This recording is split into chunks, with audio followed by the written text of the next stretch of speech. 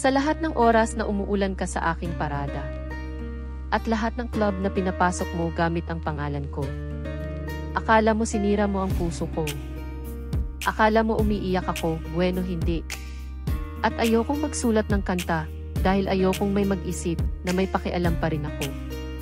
Ayoko pero, pinindot mo pa rin ang telepono ko. At baby nagpatuloy ako, at dapat may marating ka. Ayokong magpigil, baka alam mo yun. Hindi ka gusto ng mama ko at gusto niya lahat. At hindi ko gustong aminin na mali ako. At sobrang nahuli ako sa aking trabaho, hindi ko nakita kung ano ang nangyayari. At ngayon alam ko na mas mabuting matulog ako mag-isa. Kasi kung gusto mo, yung itsura mo. O baby dapat kang pumunta at mahalin ang iyong sarili.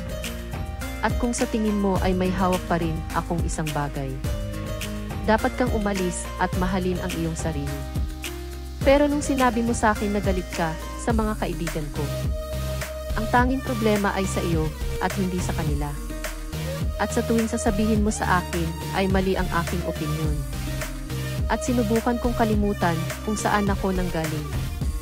Sa lahat ng pagkakataon na pinaramdam mo sa akin ang pagiging maliit. Nahulog ako, ngayon wala na akong nararamdaman. Hindi pa ako nakaramdam ng ganito, kababa noong mahina ako.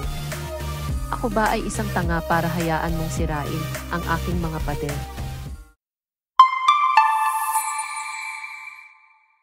Love Yourself ay isang kanta ni Justin Bieber na inilabas noong 2015 kung saan kasama niya sa pagkompos si Ed Sheeran at Benjamin Levin.